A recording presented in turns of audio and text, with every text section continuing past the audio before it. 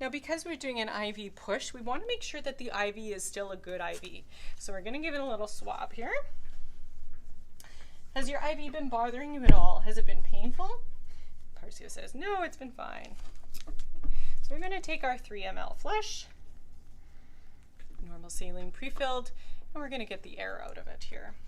Okay, we're going to attach it and unclamp.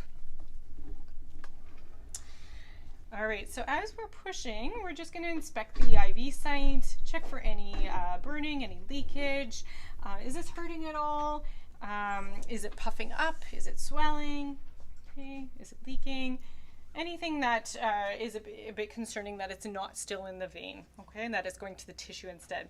The other thing I can do as well is I can aspirate back a little bit, and if it's a good IV, sometimes you'll get a bit of blood return, and that's a nice indicator that you're in the vein.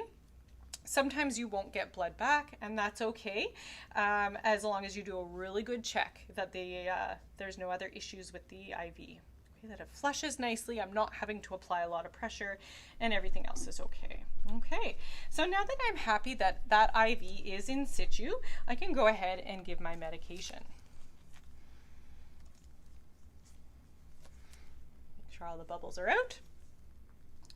I'm going to attach that there.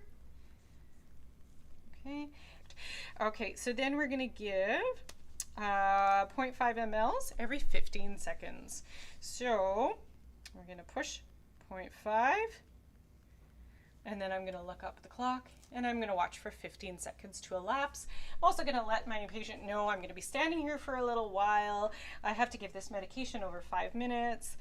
Okay, and then after 15 seconds, we're going to give another 0.5 and pause for 15 seconds.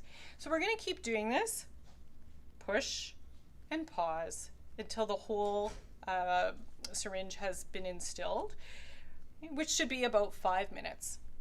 All right, so 0.5, wait for 15 seconds, 0.5, 15 seconds.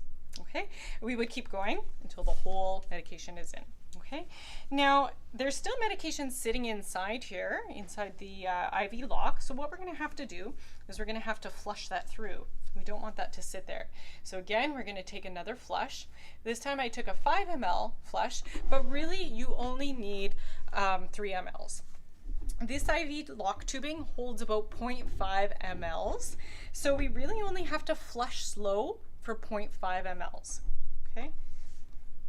So I'm going to give 0.5 mLs, and I'm going to pause because I pushed 0.5 mLs before. That actually worked out quite well. So 0.5, pause for 15 seconds, and then I can give the rest of the normal saline to just flush that IV lock and lock it again.